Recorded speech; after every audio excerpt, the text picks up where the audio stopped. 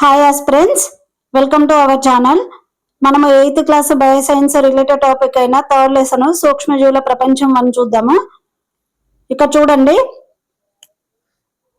Antony లివెన్హోక్ Netherland కు చెందిన వస్త్ర వ్యాపారి. అతడు ఒక కటకం ఉన్న శక్తివంతమైన సూక్ష్మదర్శిని తయారు చేశాడు. ఇది వస్తువును 300 రెట్లు పెద్దది చేసి చూపగలదు. ఎన్ని వందల రెట్లు? 300 రెట్లు. ఇతను అని అంటే ఆంటోనీ లివెన్హాక్ 1674లో తాను రూపొందించిన సూక్ష్మదర్శినితో కదులుతున్న జీవులను కనుగొన్నాడు. సో తాను రూపొందించిన సూక్ష్మదర్శినితో కదులుతున్న జీవులను ఏ సంవత్సరంలో కనుగొన్నాడు? 1674లో. వీటినే యానిమల్ క్యూల్స్ అని కూడా పిలిచాడు. సో ఇక్కడ ఒక బిట్టు పడొచ్చండి. యానిమల్ క్యూల్ అని నామకరణం చేసింది ఎవరు అని అంటే లివెన్హుక్. నెక్స్ట్, సో ఇక్కడ కొన్ని సూక్ష్మజీవుల గురించి ఇచ్చారు, చూద్దాము. సో బ్యాక్టీరియాలకు ఎగ్జాంపుల్ కోకస్, బాసిల్లస్, లాక్టోబాసిల్లస్. శిలీంధ్రాలు పెన్సిలియం, రైజోపస్, ఆస్పర్జిల్లస్.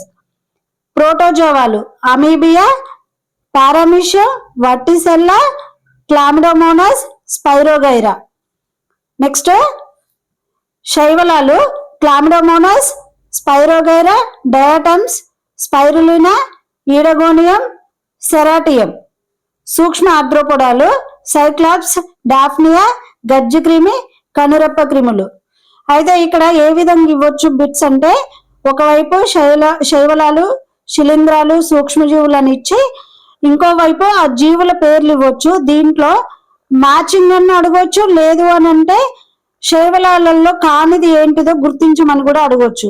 సో ఇవి ఒక 2 times చూస్తే మనకు గుర్తుంటాయి. ఇలాంటి అస్సలే స్కిప్ చేయొద్దు. చెట్ల బెరడు పైన తెల్లని మచ్చలు లాంటి నిర్మాణాలు ఏర్పడతాయి. ఇవి శిలీంధ్రాల వల్ల ఏర్పడతాయి. శిలీంధ్రాలను పరిశీలించడానికి కుళ్ళిన కూరగాయలు, నల్లగా మారిపోయి చెడిపోయిన బ్రెడ్ లేదా కొబ్బరి, వీటితో పాటు మనము కుళ్ళిపోయిన లేదు అనంటే పచ్చళ్ళ మీద కొంచెము తెలుపు రంగులో, నలుపు రంగులో బూజులాగా ఏర్పడుతుందండి. అది వచ్చేసి శిలీంధ్రం అన్నమాట. బ్యాక్టీరియా పరిశీలించుటకు మజ్జిగ లేదా పెరుగులోను లేదా నాలుకపై పాచి, నేలలోను, చెట్ల బెరడుపై, చర్మం మీద, చంకలోను వీటిని అబ్జర్వ్ చేయొచ్చు. అయితే వీటిని మాత్రం కంటితో చూడలేము. కంటితో చూడలేనిది ఏంటి అని అంటే బ్యాక్టీరియా. ఇక్కడ బిట్ ఏ విధంగా ఇస్తారంటే, కంటితో చూడలేని అని ఇచ్చి ఆప్షన్స్లలో బ్యాక్టీరియా, వైరస్, సూక్ష్మజీవులు, శిలీంధ్రాలని ఇవ్వచ్చు.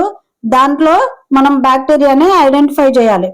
సో బ్యాక్టీరియాను పరిశీలించడానికి అంటే బ్యాక్టీరియా ఏ విధంగా ఐడెంటిఫై చేయాలి అని అంటే, 1 లేదా 2 చుక్కల మజ్జిగను తీసుకొని దానిని 3 నుంచి 4 సెకండ్ల పాటు వేడి చేయాలి.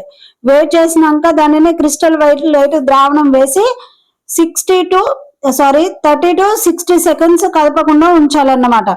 సో ఈ విధంగా మనం పరిశీలించవచ్చు, ఐడెంటిఫై చేయొచ్చు. Next, hide and Schulz Namibia సముద్ర తీరంలో థియో మార్గరీటా నమీబియాసిస్ అనే పెద్ద బ్యాక్టీరియాను కనుగొన్నాడు. ఈ బ్యాక్టీరియా వచ్చేసి మనం కంటితో చూడగలుగుతాము. దీని పొడవు వచ్చేసి 0.75 మిల్లీమీటర్ ఉంటుంది. దీనిని కంటితో చూడగలుగుతాం అన్నమాట. నీటిలో పెరిగే శైవలాలు మరియు ఇతర పెరిగే మొక్కల వల్ల నీటికి పచ్చదనం వస్తుంది.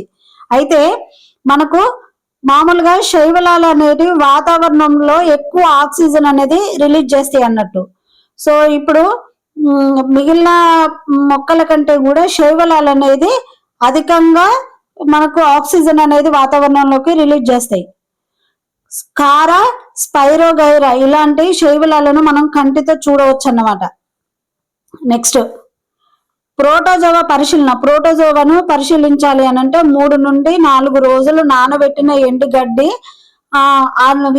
నానబెడతాం కదా, ఆ నీటి ద్వారా ఈ ప్రోటోజోవాలను పరిశీలించవచ్చు. అయితే ఇవి నేలలోను, నీటిలో కూడా ఉంటాయి. నేల సారాన్ని పెంచడానికి సూక్ష్మ ఆర్ద్రోపోడ జీవులు చాలా అవసరము. ఇవి ఎక్కడెక్కడ ఉంటాయి అని అంటే, ఇవి చర్మం పైన, కనురెప్పల పైన, పరుపులలో, దుప్పట్లలో ఉంటాయి. సో సూక్ష్మ ఆర్ద్రోపోడాలు ఎక్కడెక్కడ ఉంటాయి? చర్మం పైన, కనురెప్పల పైన, పరుపులలో, దుప్పట్లలో ఉంటాయి. కొన్ని మైక్రో ఆర్థ్రోపోడాలు స్కాబీస్, దీనినే గజ్జి అని కూడా అంటారు, ఇలాంటి చర్మ వ్యాధులను కలిగిస్తాయి అన్నమాట. ఉదాహరణ వచ్చేసి గజ్జి క్రిమి లేదా కనురెప్ప క్రిమి. నెక్స్ట్ ఇవి అతి సూక్ష్మ పరిమాణంలో ఉండే కీళ్లతో కూడిన కాళ్ళు ఉన్న జీవులు. సో ఇక్కడ బిట్టు పడొచ్చండి, కీళ్లతో కూడిన కాళ్ళు ఉన్న జీవులు అని అంటే అది వచ్చేసి గజ్జి క్రిమి అన్నమాట, గజ్జి క్రిమి లేదా కనురెప్ప క్రిమి. నెక్స్ట్ మృత్తికలో బ్యాక్టీరియా, శిలీంధ్రాలు, ప్రోటోజోవా, సూక్ష్మ ఆర్థ్రోపోడా, శిలీంధ్రాలు మొదలైన అన్ని రకాల సూక్ష్మ జీవులు ఉంటాయి. అయితే ఇవి 1 ఎకరం మృత్తికను తీసుకుంటే దాంట్లో ఆ మృత్తిక పైన 8 అంగుళాల మందం ఉన్న ఒక పైపర్, ఒక లేయర్ ని తీసుకుంటే దాంట్లో బ్యాక్టీరియాలు వచ్చేసి 5.5 టన్నుల వరకు ఉంటాయి. ఇవి పంటలు పండడానికి చాలా ఉపయోగపడతాయి. ఇక్కడ కొన్ని వైరస్ల గురించి ఇచ్చారు చూడండి. ఏమేమి వైరస్లు అని అంటే పోలియో, స్వైన్ ఫ్లూ, కండ్ల కలక, మసూచి, తట్టు, జలుబు, ఎయిడ్స్, ఇవన్నీ వైరస్ కు సంబంధించినవి. సో బ్యాక్టీరియాను మనము ఏ విధంగా అభిరంజనం చేయాలంటే, స్లైడ్ అనేది ఏ విధంగా అబ్జర్వ్ చేయాలనంటే, ప్రిపేర్ చేసి అనంటే ఒక వేడి నీళ్ళలో 30 నుండి 60 సెకండ్ల పాటు ఉంచి దానిని నీటితోటి క్లీన్ చేసి 25x లేదా 40x మైక్రోస్కోప్ కింద పరిశీలిస్తాం అన్నమాట.